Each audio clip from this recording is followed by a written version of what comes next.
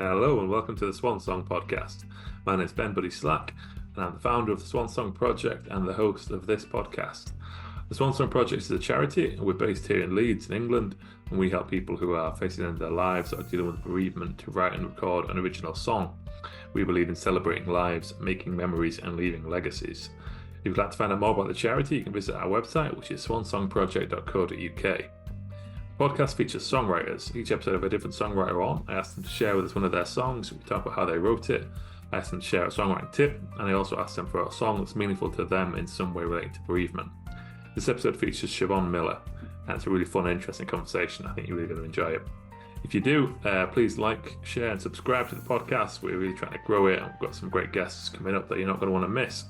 But without further ado, here is Siobhan Miller on the Swan Song Project Podcast. Enjoy.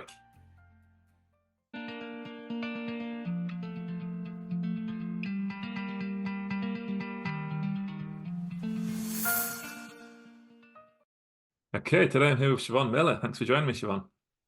Hello, thanks for having me. I'm really looking forward to talking to you. So this is the Swan Song Project Podcast. For anybody new to the podcast, we do it in three sections. First, we're going to have one of Siobhan's songs, and we're going to talk a bit about how she wrote it. In section 2, I'll ask Siobhan for a songwriting tip. And in section 3, we're going to talk about a song that's meaningful to Siobhan in some way related to bereavement. So over to you, Siobhan. Which song of yours have you chosen to talk to us about today? Okay, first up, we have a song called Mercury, which is from an album of the same title.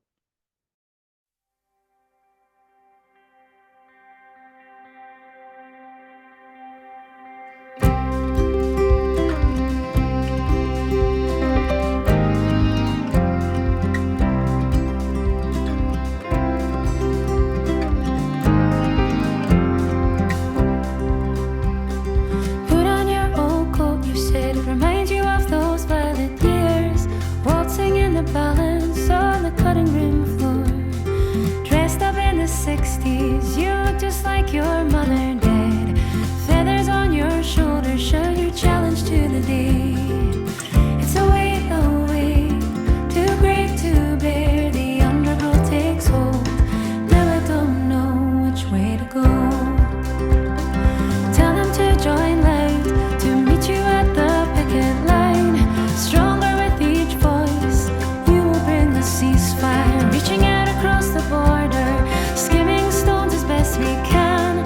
Keep our weather eye on, only now I understand. I wish I'd taken more time, when what was yours and mine. Old songs in your bloodstream, you knew every line. Sinking with the ebony, as the cracks begin to show. Addicted to the high wire that once belonged to you. It's a weight, too great to bear. The undergrowth takes hold. Now I don't know which way to go. It's a weight, too great to bear. The undergrowth takes hold. Now I don't know which way to go.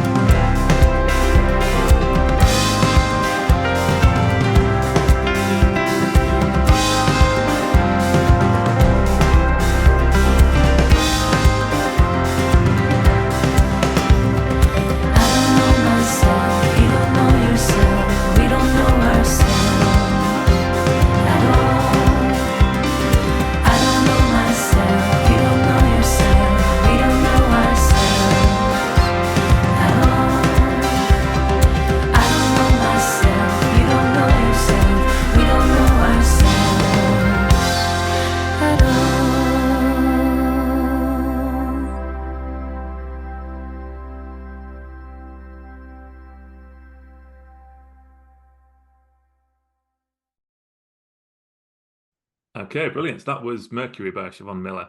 Yeah, it's a great song. Siobhan, what can you tell us about writing it? Thank you. I wrote this, well, the whole album, that was my third solo album, but the first that was kind of all new songs that didn't have any traditional material on it. What the songs were co-written, a lot of them with other writers, friends, band members. But I came to music through my parents' love of traditional folk music, particularly folk songs. My dad plays guitar and sings. He's called Brian Miller. And although he never did it as a job, full-time job, he was a mathematician. I didn't get any of those genes, sadly. But he spent most of his weekends off playing with different bands on the folk scene, particularly a singer called Arthur Johnston. He was a big political singer. Still love to hear Arthur Johnston singing. Makes me very nostalgic for my childhood. But I was taken to loads of festivals and concerts from like such a young age, and was surrounded by these amazing singers who were just really keen to pass on their songs to me. And a lot of these songs, like I don't remember like actively learning them. I just kind of knew lots of them from hearing them a lot around the house and at these kind of like song sessions that happen at folk festivals. And kind of fast forward years later, I was actually out on the roads supporting one of my all-time favourite singer-songwriters, the wonderful Eddie Reader. And I'd listened to Eddie's music since I was a teenager. And we were both at Orkney Folk Festival one year, and we just got chatting, and I'm sure there was a few glasses of wine and some singing, and she was kind of like, do you want to come out and support me on my UK tours? So I said, yes, please. And I headed out just with a trio lineup with Innes White, who's in my band, great guitar player, and my husband, who plays double bass. So we headed out all around the UK supporting her. And yeah, I guess I just, on that tour particularly, it was a very much like pinching myself time. I was getting to listen to Eddie and her amazing band every night. And some nights I would get up and sing with her. And I was just really appreciating the situation that I was in and thinking back to my childhood and kind of how I'd come to love singing. And really, the reason I love singing is about storytelling, the stories behind, particularly in those early days, the folk songs, the ballads.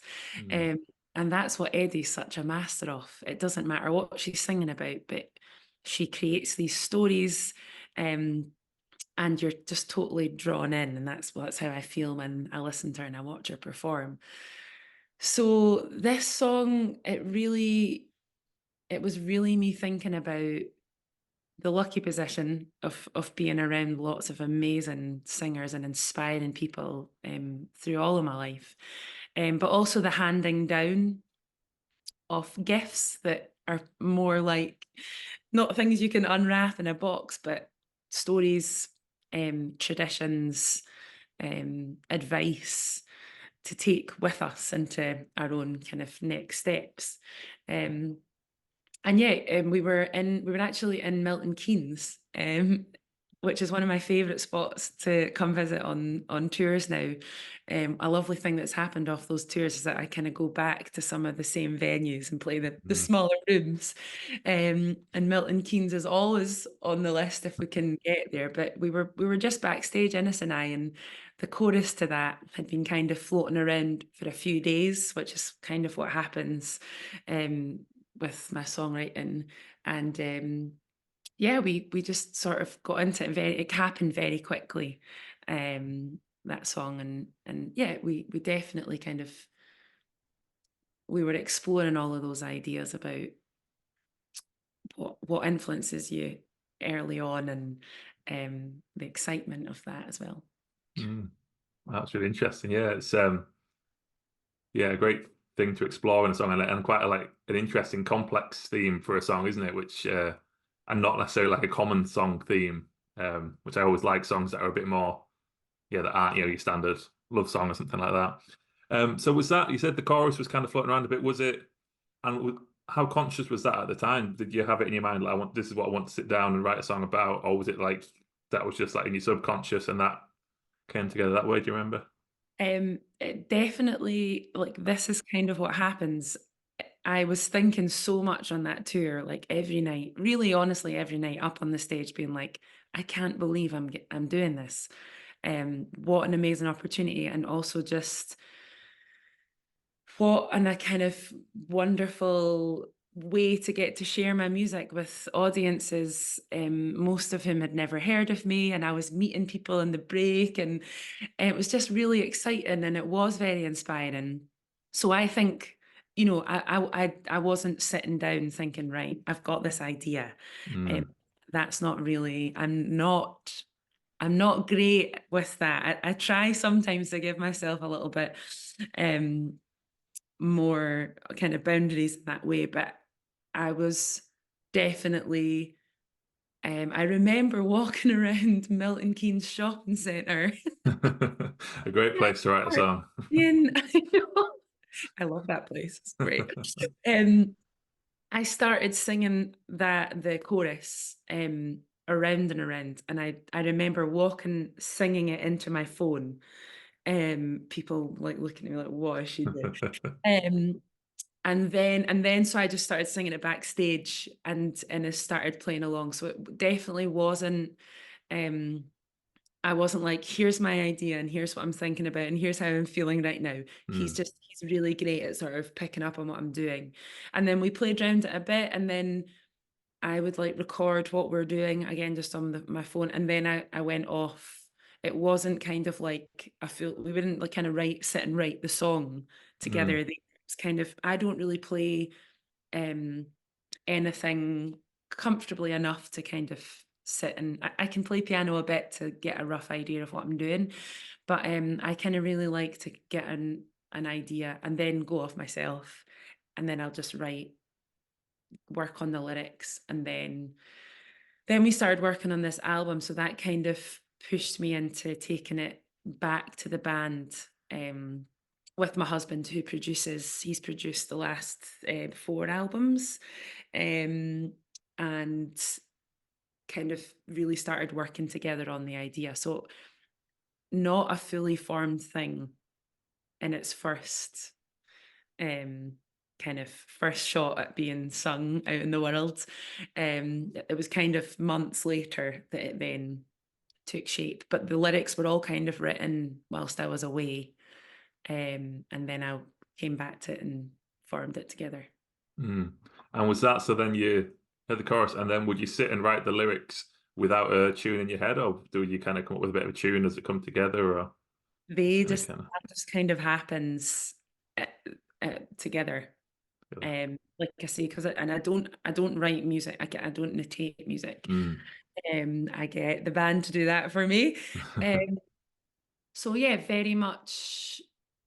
Once we had sort of sung that chorus round together a bit, and then he'll play chords and I can sort of sing over the top a bit. But my husband is, we're really very much a team in that process. And then we spent a bit of time with him playing the piano, playing around chords or guitar.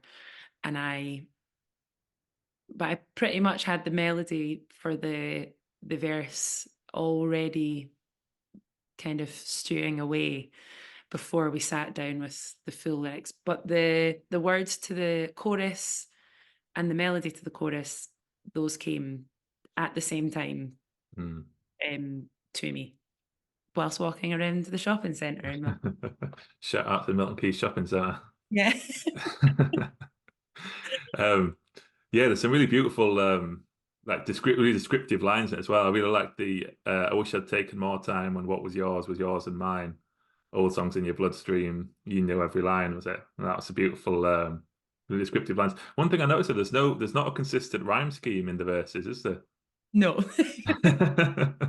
But it doesn't like it was only like I've listened to it a few times, and it was only then when I actually looked at the lyrics I kind of clocked, which is kind of unusual. Often like you kind of notice that kind of quickly, but I think it's a kind of a sign of a strong melody and it working so well that it's not like obvious that it wasn't rhyming.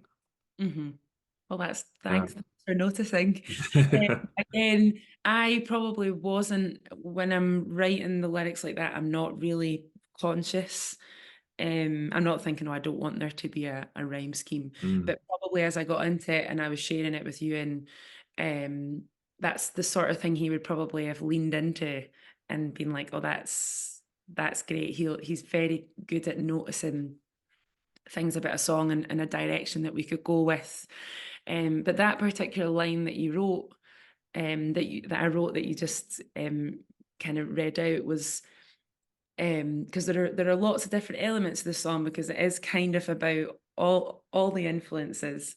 But there was one singer called Gardina McCulloch, who was somebody who gave me so many songs from when I was a really, really young kid, and she just saw how much I love traditional song, and she was so encouraging. She was a family friend, and sadly she became ill with Alzheimer's, and she passed away a few years ago. But there was this sort of like just this feeling for quite a long time, like that I just wished that I had really, at the time when I was being handed these songs and people were spending time with me, had really fully realized that at the time. But as is the case so often in life, that you really appreciate something after it's too late to say to somebody.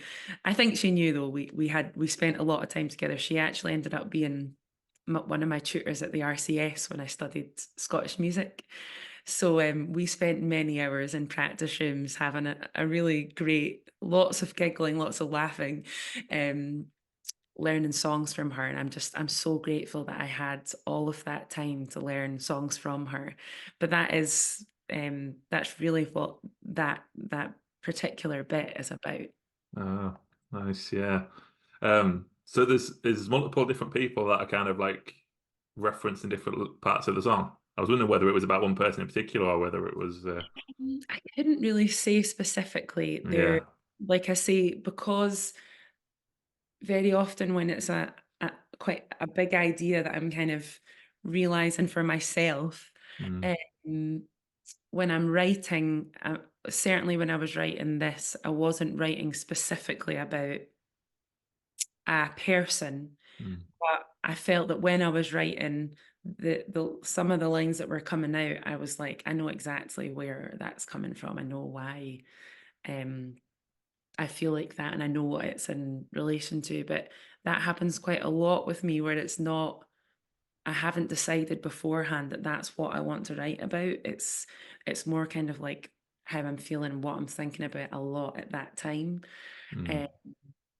And I guess just like watching somebody like Eddie thinking about inspiring women, strong, inspiring women that absolutely gave me everything that they could or have given, um, in such an inspiring way, but supportive way as well. And Gordina was she was one of the first people that were like, "You love to sing. This is great. Here are some songs," and that, that's so valuable. I probably wouldn't be doing this now if it wasn't for people like her. It's such a beautiful part of music, and particularly like folk music, where it's that sharing and the passing down of songs and that joy in that of it being such a shared practice and shared love. So this was was it your third or fourth album? This was the third album. Third album. And was the original stuff on the other two, or was this the first? Because I know this the whole album's original, isn't it? But I like to mix it up. yeah, I don't want people to know what's coming next. The first album, his first solo album, because I'd done collaborations with other musicians and other recordings up till that point. But the first album was produced by a great songwriter called James Grant from the band Love and Money. And we met and hit it off. And I hadn't done a lot of songwriting up to this point. I've been singing lots of traditional songs, but I had done like little bits, and I sang him a few things. And he was really encouraging. He really helped me look at how you take a kind of an initial idea and then run with it and kind of open it up and see where you can go with it. Because with not playing something, that I can kind of sometimes get a bit stuck. Like I will just keep singing around the same thing. And so we co-wrote kind of half of that album together. I'd never co-written with anybody. It was a completely new experience to me, and I loved it. And he was just absolutely brilliant. And well, he's written so many amazing songs, but he was really great at kind of eking out of me what I was so scared to share. But I also put songs on there by writers that had really inspired me, like Davy Steele and lots of other kind of writers from the folk world that I had grown up listening to. And again, most of those songs were kind of songs that held a really important part as to why I love to sing.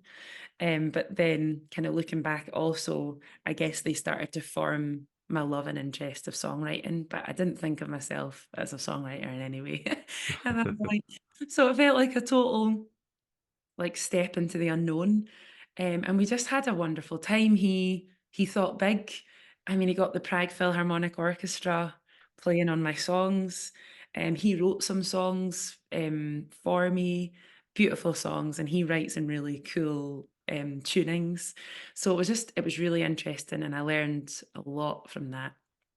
And then the next album my husband produced, and I decided to really lean in and record some of my absolute all-time favorite traditional songs. So no songs of my own, but songs by writers from the folk world, but also traditional songs, really old songs from the tradition. But we looked at arranging those in maybe a new way, trying to find a different way to put them across that they hadn't been recorded before, or bringing instrumentation to things that I would normally have sung completely unaccompanied.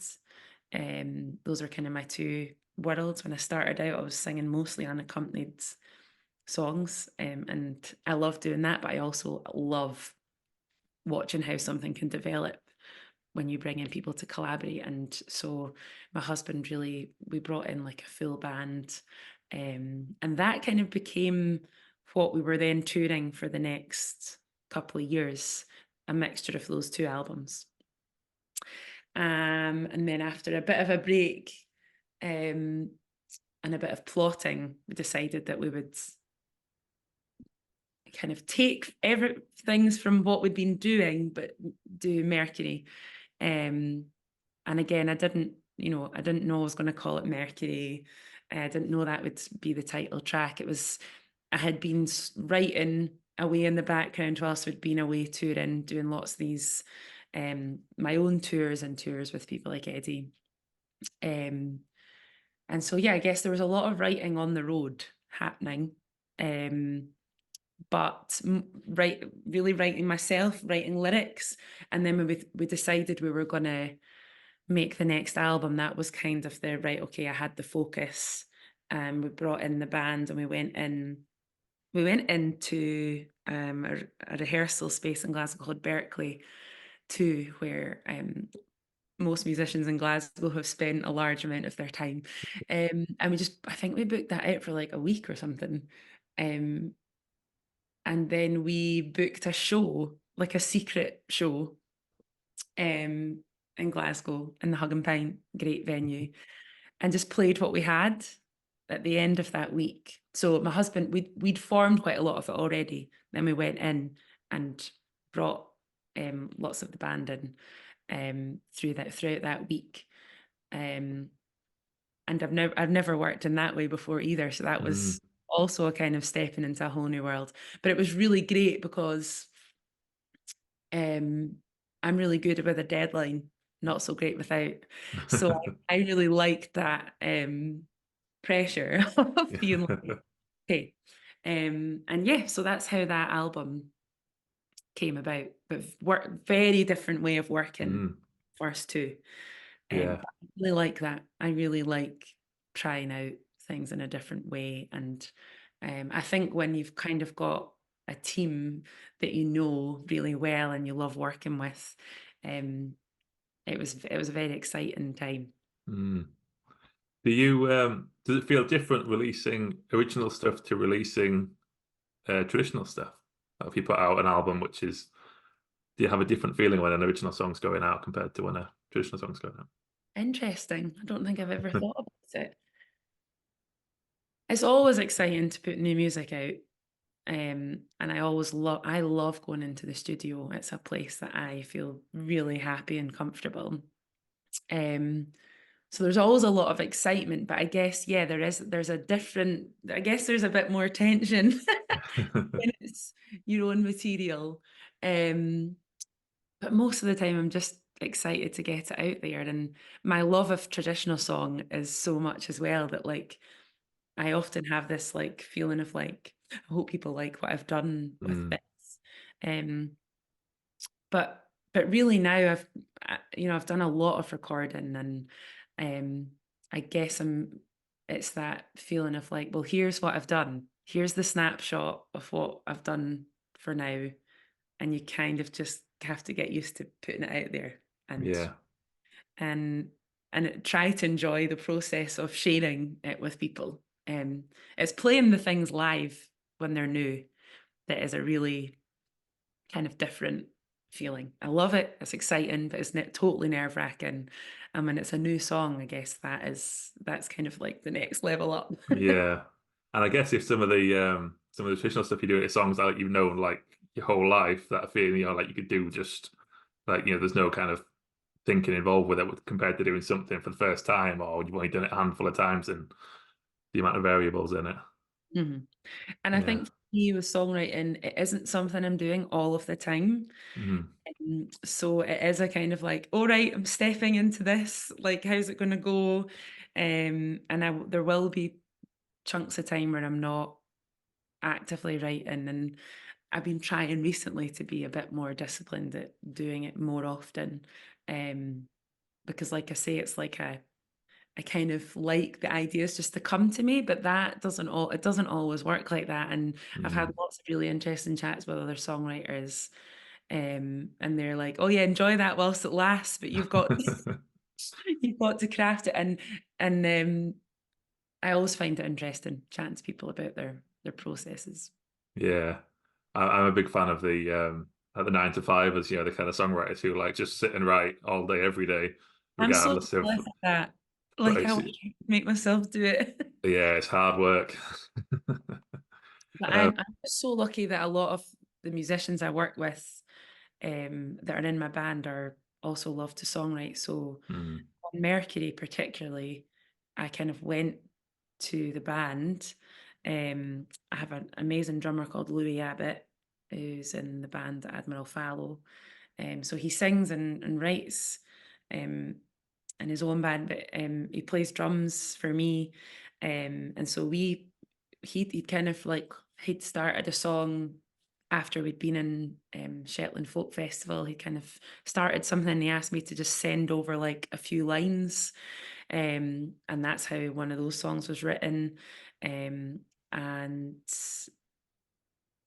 with Ewan, he kind of had a few ideas, and then he brought them to me, and then we'd kind of run with them in a different way. So there was a lot of kind of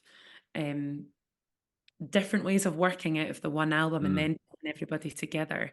And I'm so grateful I have such a creative team around me, because it makes it really fun.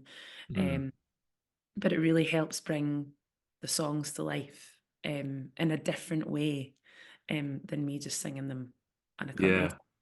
And they change throughout that process. And I've kind of learned not to get too precious about it. It's like, I'll take them something, and then all of a sudden it might be in a slightly different key signature, time signature. That's how terrible I am. Key signature, time signature, or we might change the key, or the sections change, and I'm so much less precious about going, all right, cool. Well, yeah, let's do it your way. Let's try this. And that's, I think, when the kind of, for me, the coming together of lots of creatives is when I really enjoy that process. Yeah, I think that really comes across in one of the things that I really like. It does. I think it does feel very fun a lot of the time. Even the kind of like the ballady ones, there's still like there's a kind of, it sounds like you're enjoying it, which is is nice for a listener. Then it sounds like the singer's enjoying the singing. Is there a part of the songwriting process that you like the most? Is it like, do you like lyrics or do you like the melody, or is there any part of it that like stands out to you as a favorite part? Don't really think of them separately very often, because like so often the way like those ideas will come as one thing. I think I quite enjoy the part where I've got like a bunch of lyrics and a sort of an idea, and then it's the putting the pieces of the puzzle together, and it's like the painstaking part, but it's also once it starts happening, there's a moment where you're like, oh, okay, I see how this is coming together now. I love that, but it needs a very sort of certain level of focus to be doing it. But yeah, I like that. And I'm like thinking about nothing else in those moments. But I also love the other bit of the process I love is like what I'm talking about, where like somebody's like got an idea and then they'll say, could you send me some lyrics? And then I panic about having to send over lyrics. And then they create something that I would never have thought of off the back of that. Yeah, brilliant. I guess was another example. There's a bit of writing on Mercury with Chris Jeeber, who's another amazing songwriter, and we'll talk about him a bit more with the other song that we're going to look at. So it's just, yeah, it's great to have lots of input. And I love trying out lots of different ideas when working out before you kind of settle on one form for a song. Yeah, great stuff. I've one more quick question, then we'll move on to the second two of the podcast. When you're choosing new material, so whether it's like you've got thinking of the next album, or you want some new songs for a tour or something like that. And you've got, it's one thing I find interesting for people who sing a lot of traditional stuff, because you've got like such a huge catalogue to choose from. Is there anything in particular that you think draws you to like particular types of songs? And I guess that applies to, I guess when you're looking at new stuff, is there ever anything where it's like, well, I'm going to write some new stuff now, or I'm going to learn some of these traditional songs in this kind of style, or is there anything, or is it just whatever's taking your fancy at that time? Is there any kind of pattern or thought process behind that kind of thing? I think every album has been its own project, and that there's never been one set way we've done anything. And that's been really interesting. So I have felt like I've learned so much from each of those albums. Like with Strata, I basically knew most of the songs I wanted to record because I'd been sitting with them for years.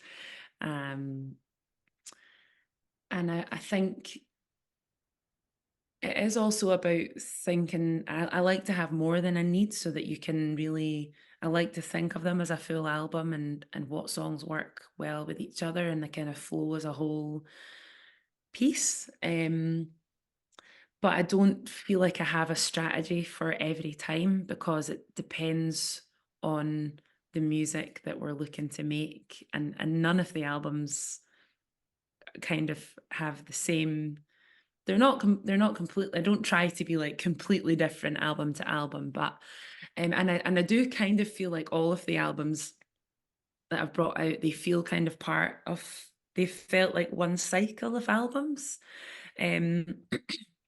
Which is an interesting thing, kind of an interesting place to be just now. But I think it's more about the overall feel that I'm trying to capture. So after I made Mercury, and it's quite a big produced sound. I realized that when I went out and toured, I was still playing like always want to do a mixture. So I always want to do traditional songs and self-written songs or newly written songs. But up till that point, I felt like I had to sort of keep them separate. Like Strata had the trad songs and Mercury was the written songs. But on the gig, that's not what I do. So it was a bit of a realization, like, why am I keeping these worlds separate? When on the live gig, the live show, the thing that is kind of the most important to me, the worlds live together. Now, they're kind of, the versions of the songs change slightly so that they can all sit together and on those gigs, whatever the gigs are. And so then I made All Is Not Forgotten, and we like stripped it right back. And that album is a mixture. It's the first time I mixed those two worlds together. And I was like, this is the right time for me to do this. It felt totally right. And I loved, it was like, we kept it really acoustic and stripped back. And it was just kind of how I was feeling and where I was at the time. So it's very album specific and life specific, I think. It changes, and I hope will keep changing. Yeah, that sounds really good. Good way of doing it. Let's move into section 2 now, shall we? This is where I ask my guest for a songwriting tip. So what would your tip be for us today, Siobhan? I think I've maybe been like covering it too much already. That happens a lot on this podcast. The tips kind of comes out naturally in the conversation. But I think that idea of when you have an initial bit flying around your head, being comfortable to just put your phone on record wherever you are, at a bus stop or walking around the park, or I'll do this now. And it's how I kind of develop an idea, but see what's going to come connected to the idea. And it was something that I learned when I was at the RCS in Glasgow. There was like a masterclass one day from Beth Nielsen Chapman. She came in and like sang us songs and chatted about her process. And she said that she would often just put on the tape player, press record, and she'd sit there for hours. And at the time I thought, I don't think I could do that and then listen back. But when I was struggling in those sort of early writing sessions to take the idea to the next kind of section, that's what I started doing. So phone on, record, sing round the idea that you have, however many times you want. That might be for like 5 minutes, and like I'll try like variations on the melody, kind of just to try to switch off a bit. And then I just sort of, like you would free writing, some people would like set a timer and say, right, you're going to free write for 5 minutes, and then you'll try to pick one line of what you've written to then write a song from. It would be like free singing and trying to have absolutely no judgment on that, and like then listening back to it and you're like, oh, this is absolutely awful. But so often something will come out of that either helps me move forward with the song, or I'll end up using it for something else. So even though they don't feel connected, maybe theme-wise, they've come from a place that I wouldn't have got to sitting with a pen and paper, or I don't think I'd have found sitting writing. And maybe that is because like I feel most comfortable singing, and the kind of lyric writing has come much later, and kind of putting pen to paper feels a bit daunting. So when I feel like that, then I go and do these recordings. But I kind of have to be, I really enjoy it if I'm doing something else at the same time, like walking in the park or Milton Keynes Shopping Centre. Or being in the shopping centre. Yeah. So that's one tip. Yeah, it's a good one. It sounds a bit strange, but it's kind of worked a few times where I've been like, and then a whole different song has come off the back. And I'd say the more I'm doing that, and that's the same with writing. People who write a lot say, the more you're doing it, the kind of more free, hopefully you can feel that you can be. But that's just a wee thing that has worked for me sometimes. Yeah, that's really good. Thank you. And I liked what you said about like something, like doing it for a longer stretch of time. So I often hear like the, capturing ideas is often just a lot of, they've got this idea, I'll record it, and then, but like recording and singing through it loads of times. And I imagine it's like, so I've not done it as much with the singing side, but I do that a lot with lyric writing.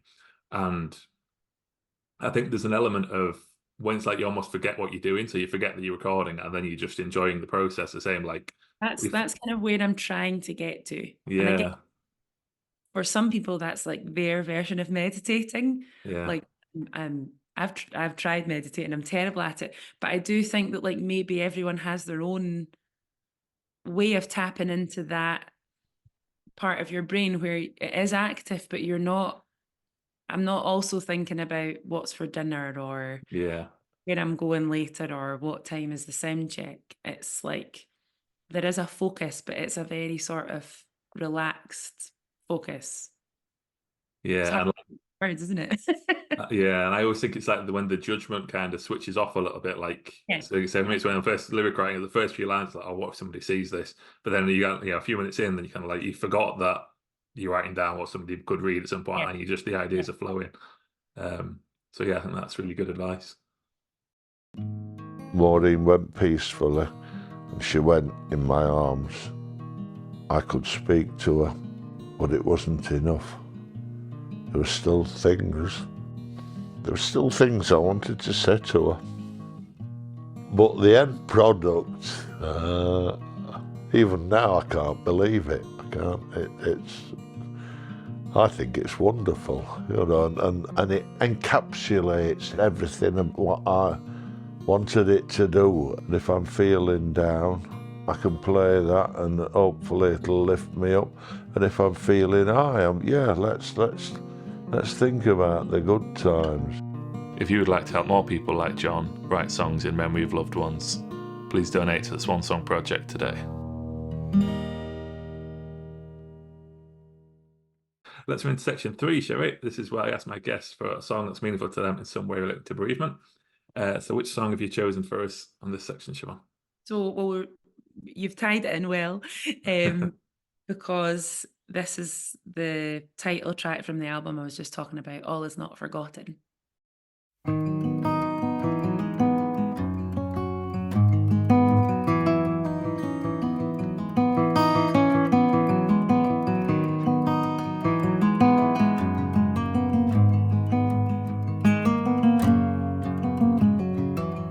Been digging for treasure on this eastern isle. Sun-kissed packages, hidden and hard. Sweet peas and snowdrops, harebells, sunflowers and hyacinths. Like a time capsule, all hidden in words. I turn a page and there's gold in an envelope that opens up chapters that have been unread for years.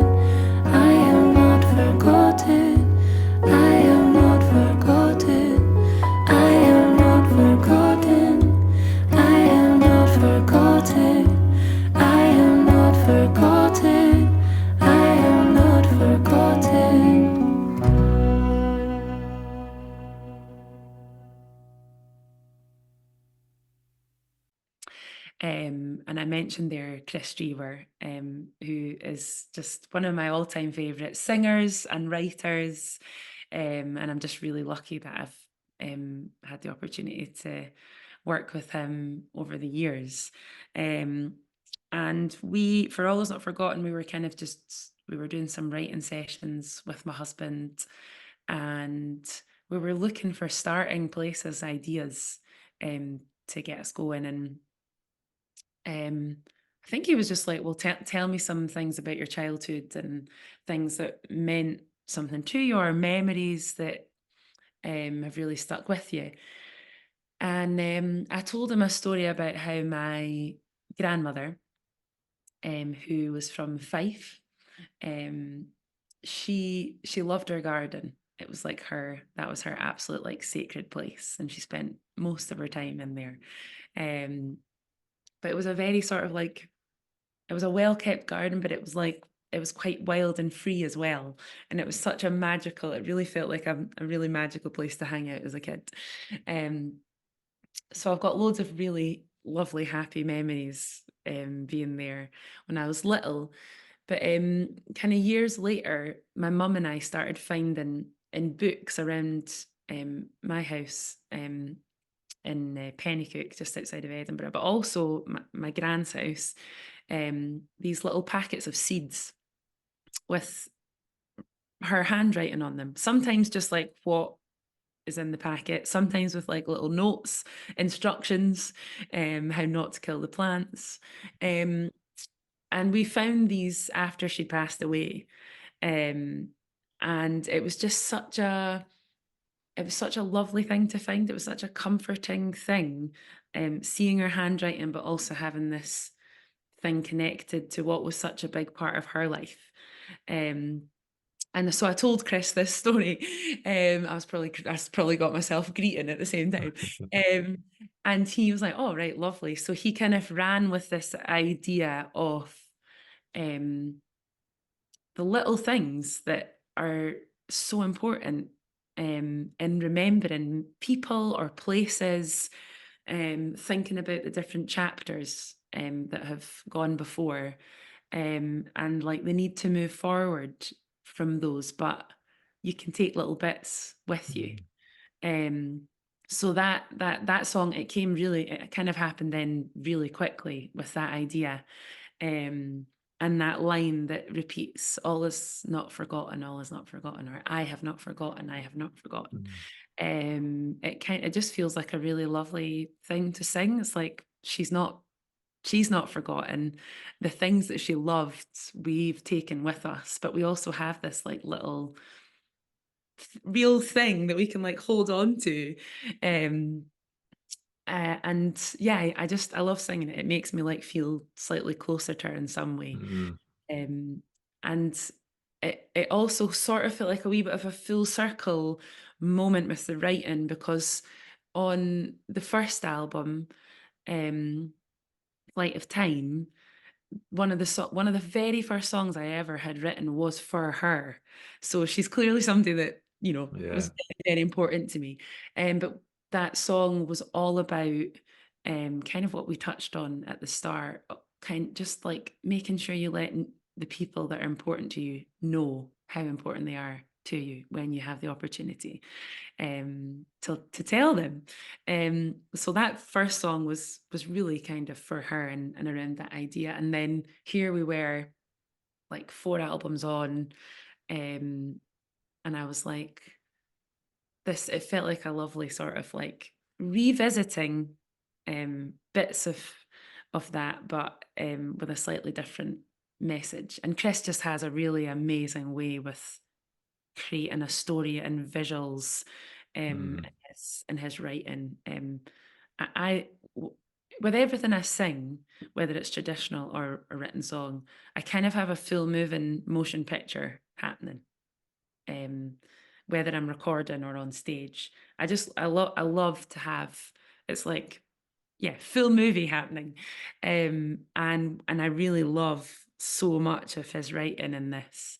And also Ewan was a big part of writing it as well. So it felt really lovely, the three of us just kind of trying to create these images of past memories and thinking about people and places, and particularly this idea of what is left and what can you take forward with you.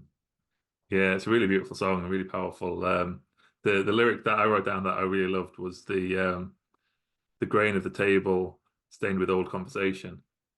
Should get like it's a very visual, like, yeah, there's a lot of great visual descriptions in it, isn't there? But that something about that one really stood out to me. Yeah, so my granddad played the fiddle, and it was they used to just have like they had one of those houses like the door was always open, and they stayed in this lovely little village called Windygates. Everybody knew everybody, and folk would just come in, and the kettle was always on. There was always tea, cakes, and I just like that idea of like everyone that sat down like was bringing their own part of their life and chat. And then I say the music changed. And so that was kind of the idea that like every now and then my granddad would just get the fiddle down off the wall and play a tune or whatever he was sort of feeling like at the time. And that sense of gathering and being together with people and in a busy house is something I love and something I like in my own house. And I love getting people around, and it's lovely if music happens, but if it's conversation, that's kind of me in my happy place. So that's kind of a hint to that. Yeah, it's beautiful. It's interesting. It just occurred to me as you were describing it then, it almost feels there's a kind of equivalency between this one and Mercury in terms, but Mercury is about the music, like that was a big part of you growing up and how you still appreciate and are grateful for that. And this feels more like a very personal, similar thing of how grateful you are for your grandma's presence and how that's still a part of you. Yeah, definitely. Absolutely. Yeah. And also kind of having songs like All's Not Forgotten, but then also feeling like I can then bring in like a ballad like Selkie, a ballad from Orkney, a kind of supernatural ballad sitting alongside a completely different theme. Like they're not related really. But there is this idea of like the past and what's important to me, what's important within traditions, and like how we take them forward and what we take with us. So like there is a bit of a thread through there that I hadn't thought about before, so thanks. Yeah, interesting, isn't it? Yeah, brilliant. Yeah, well, thanks a lot for your time, Siobhan. It's been it's a pleasure speaking to you. I've been a big fan of music for quite a while now, and really nice to speak to you. You've got a tour coming up. You're coming down to Leeds and lots of other places across the UK. First big band tour, so 6-piece band, all these people I'm talking about, guitar, bass, drums, piano, there'll be harmonies, and we'll be doing a total mixture from all the albums. So the most recent one, Bloom, as well. Kind of, it's going to be hard to choose the songs. Hard to choose what to do, but I'm really excited about it. And yeah, we're coming to Leeds on the 18th, Monday night. Monday night, the Brudenell. Yeah, it's going to be good in November. Brilliant venue. I saw one of my favourite writers, Gregory Alan Isakov, I'll say that right. I don't know if you've come across him. Amazing songwriter and performer in his band in the Brudenell, and it was like one of the most amazing gigs I've ever been to. So I'm so excited to play in there. It's such a great venue. It's about half a mile from my house, which I feel very lucky about. So yeah, that'd be great. I'll put the link in the description, so if anybody listening wants to check out the tour and come and see you and check out all the albums and stuff, that'd be great. And yeah, thanks again for your time, Siobhan. It's been a pleasure. Thanks for having me. It's been lovely. Yeah, good stuff. And thanks for tuning in, everyone. I'll be back on another episode soon.